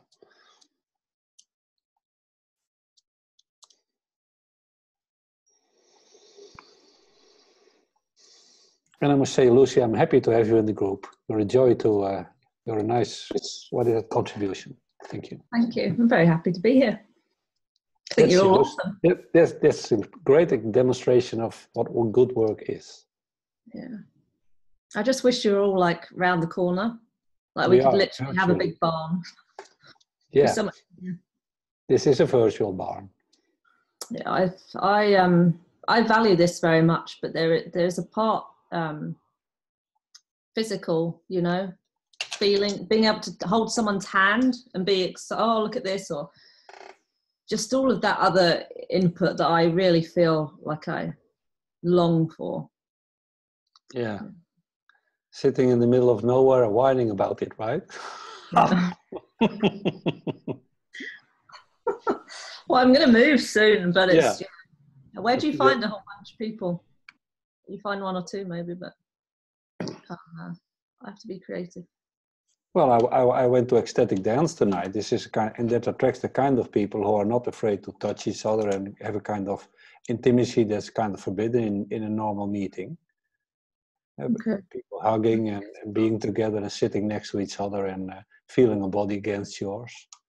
I actually did have an idea of, I'm scared to say this because I might be held to it. I actually had an idea of going on the road and trying to visit every single one of you. You're so welcome. Yes, and your sister lives in Vancouver, so I'm excited about it. But how much fun would that be to amazing. And I thought I would feel this, I don't know when I'll get to this, maybe one day I'll do it, to tell like that you've done, Tammy, with your getting to know somebody, to then film it, have a day together, like go to the person's favorite restaurant, do their favorite activity, their favorite place, and record the whole thing. Well, Piece. Yeah, so many people on YouTube make a living like that. It's great. That'll be fun. How many people are there in the group? 800 or something? Yeah, apparently. That's me sorted for the next 20 years then. Yeah.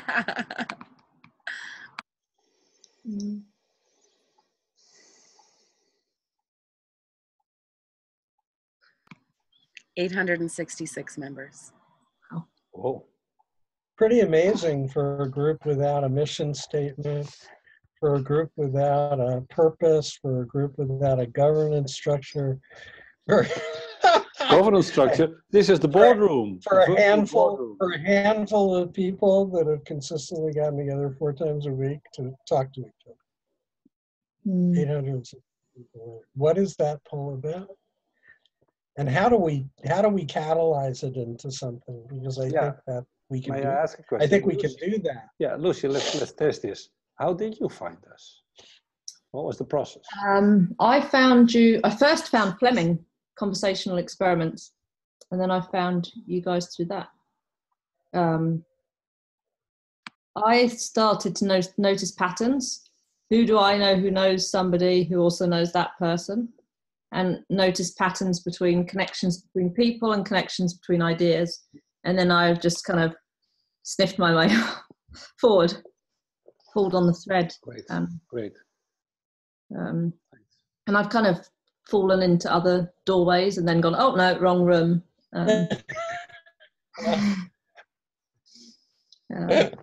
So you basically sensed your way forward, or sense and response. Yeah.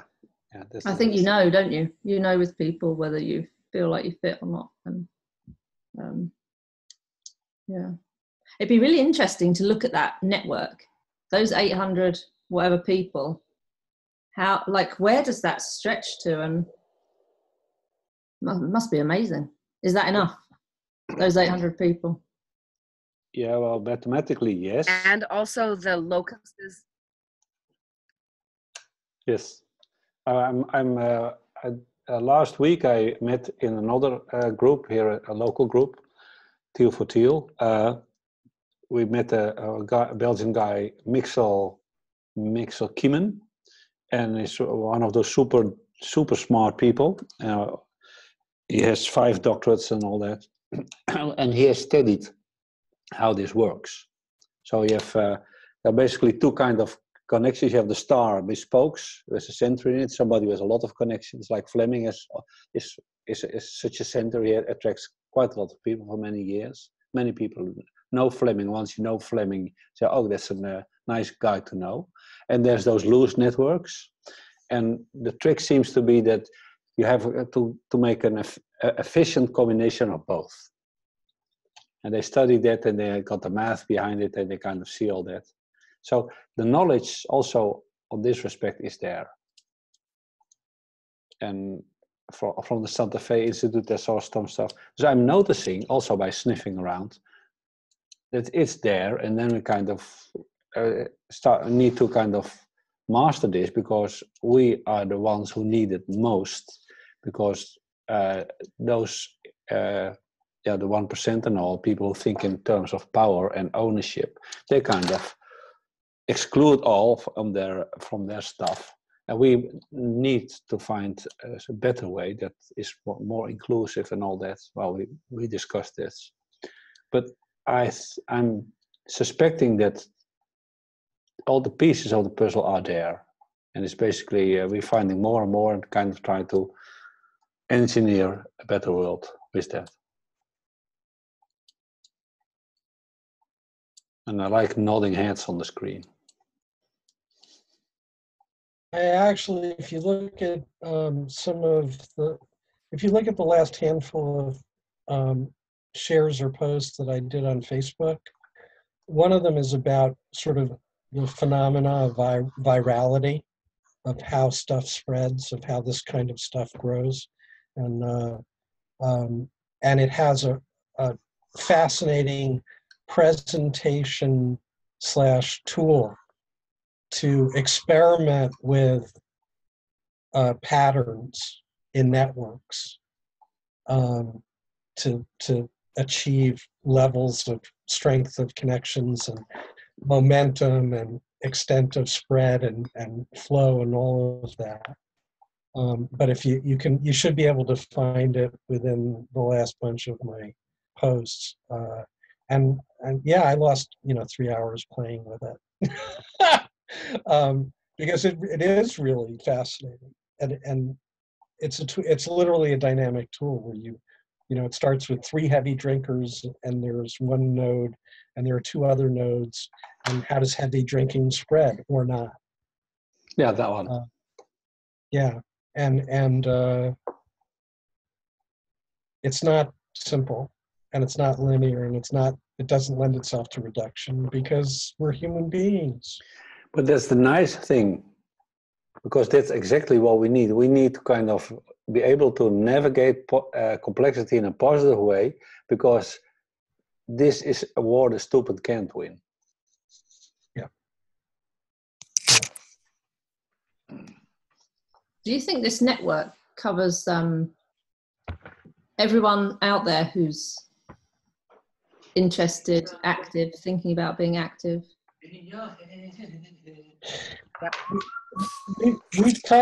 I know all of the heavyweights are either directly touched or 1 degree of separation. What about countries where Everywhere. this It's anybody that's connected. I mean, obviously the unconnected world is the vast majority right now, and not on anybody's radar except mine, apparently. But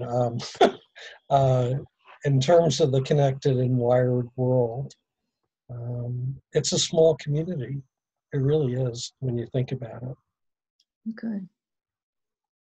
And we've all sort of touched or felt each other to some degree.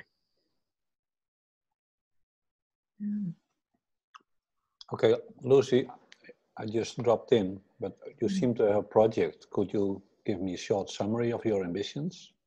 Oh my gosh, I don't know that I can. Okay, I don't think I can do that quickly. Just test it. I'll be the dummy and you'll be the smart girl. Okay, we'll give it a try. So if Tammy's Earth Girl, I might be like Body Girl or Sport Girl or something. So I'm trying to use sport and physical activity as a tool for change. So partly because we're so disconnected from our bodies, all of us, most of us. And I think that's a big problem. We don't really know who we are. We don't really understand how we're connected to each other and our environment.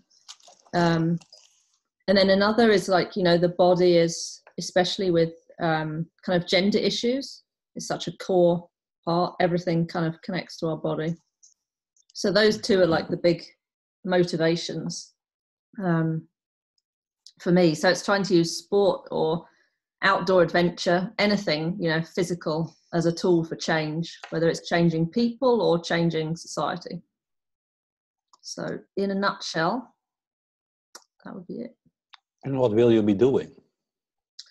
Right now, is this what I'm doing now, or vision for the future? I don't know. Vision for the future. Oh my! Vision for the future would be to sit on some New World Parliament. I don't know, decision-making table, group of wise elders. I'm imagining this is sometime in the future.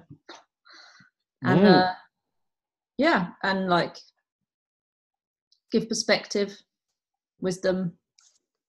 Sounds to me like a few decades ago, you did not have you had a COO, Chief Operations, a CEO, and all that, but you did not have anybody for the information for the data stuff. So now also it has risen to importance, and now also in any board you have a guy who's about the data or the intelligence or whatever they call it. That didn't exist a few days, and so you will be the CEO of embodiment or something like that. Something like that. Yeah, okay, nice. On a global scale. Of course. But I have a little story to tell you all from my evening yesterday, whether we have time. So I live in this I live in the middle of nowhere, Yeah, I've seen your conversation with Tammy. I love that. Yeah. Yeah. And but there's we had a meeting yesterday that would translate to the Road Maintenance Committee. So I was invited along to that meeting because I think they know that I'm a little bit different, for better or worse. So I found myself sitting around this little wooden table in another mountain cabin with a bunch of people who, most of them like were born here, grew up here, or at least have very deep family connections here, talking about how like basically services are all being withdrawn in these rural areas. So snow ploughing is a really big concern for them up here. And if the road isn't ploughed and someone's sick, then can't get them out into hospital and all this kind of stuff. And over the years here in Sweden, it's just more and more resources get taken away from these rural areas. And so I'm going to like help them writing a letter to some local newspapers and, all of that kind of thing. But I was thinking of all of you at the same time as sitting at this little table drinking coffee, and that this is what it's about. This is community, and this is connection, and this is what it means to be doing something. And they're almost like, some people living in a city talking about social or environmental problems would maybe think of these people as, backward and the least tuned in to what we need to be doing. But in many ways, they're still connected with it. We need to work together. We need to prioritize healthcare and community kind of services. And we know this stuff, all of us, on a really basic level. We know what we need to take care of each other and to have thriving communities. And we know what's like superfluous, what we really don't need to focus on. So it's kind of fun to be having, one process going on up here, imagining, and then one very like on the ground. Yeah, thanks. I think I got it. Yeah, it was fun. Yeah. Do you use your embodiment knowledge in a meeting like that? For myself, I don't know. I think make sure that I stay. The Swedish is in rural areas. They have a different dialect slightly or accent, so I need to kind of be quite focused on listening, not get distracted. So I use it in that sense. And then just trying to feel people, what is it that's going on in this conversation, and we're just enjoying being there. You can feel that connection and warmth, but not just directed towards me, who's someone new, but the relationships between everyone else, and to try and give like grounded answers to any of their questions, because I'm more used to sitting in some meeting with a bunch of scientists or policy people, or that's a struggle for me, like how to communicate with different groups. And so I guess I use it then as being in my body so that I can do things in a better way. Yeah. So I was thinking about all of the things we talk about, and I could make a decision to just say, okay, I'm going to stay here in this village in the middle of nowhere, and I could make a difference here. But I would sacrifice so many other things in my own life. And it's a weird, I don't know, I've been bouncing that backwards and forwards. Like, what does it mean to have a connection, belong, and to have an impact?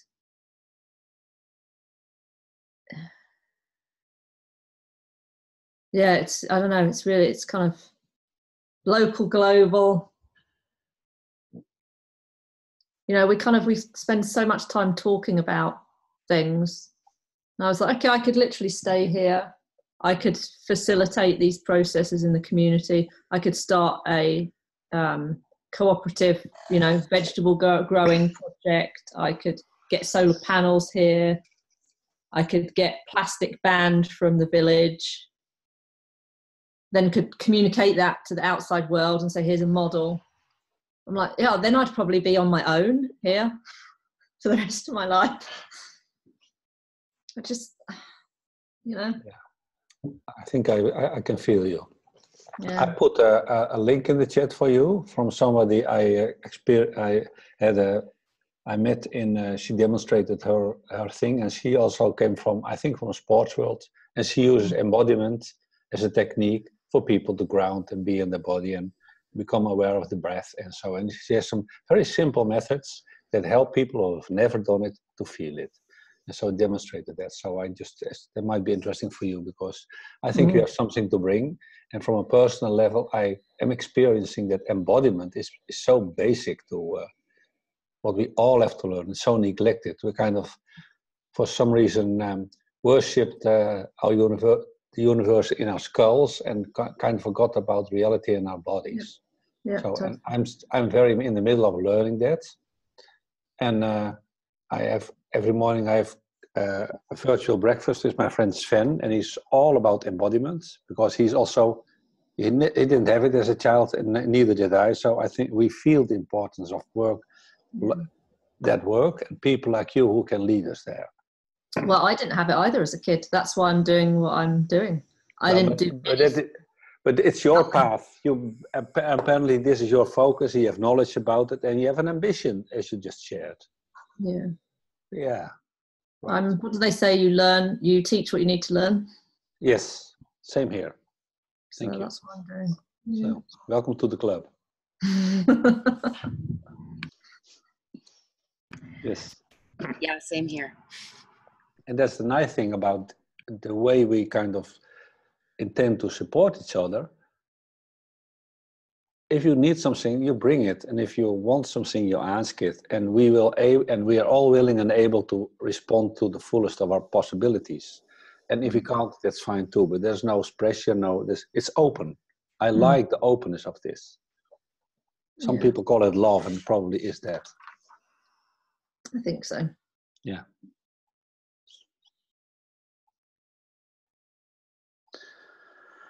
And by the dance, I just met a woman I've met there before, and she and it was very nice to hear it, because I kind of said something similar to myself by going into the dance. So I came about ready to let go of all those constraint. She said literally, I'm ready to step into my goddessness. Wow, that's all we need. Yeah. Yeah. Yeah. Yeah.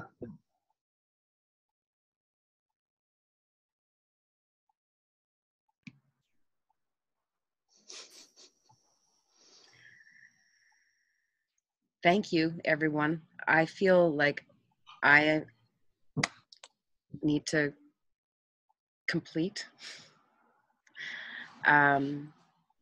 And yeah, I really appreciate all of the help and support and care and walking with me and sharing everything that you guys are doing as well. It feels weird to be the center, and I struggle with it. And that might be noticed from the very beginning of the GCC thing. And it's good work, and I'm not complete. Sounds very human to me. Yeah. So next Saturday is yours. Do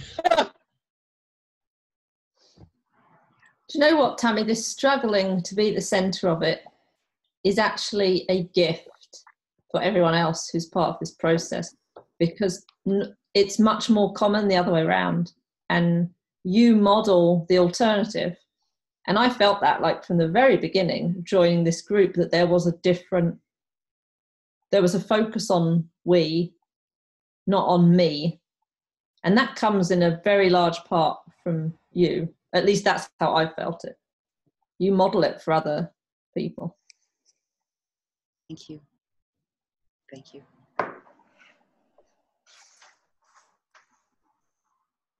Yeah, thank you for putting yourself on the spot here, Tammy. Yeah. Beth girl. Yeah. Yeah, Harry, you need to watch it back, man. Yeah, I will. She dropped something. I didn't catch the time code, but you got to watch it back because she finally sort of like, she needs a costume. She needs a whole character drawn. So yeah, cape. Oh, interesting. There's a cape. There's a cape in there. There's a bunch of stuff in there. You'll tell us. Yeah. Interesting.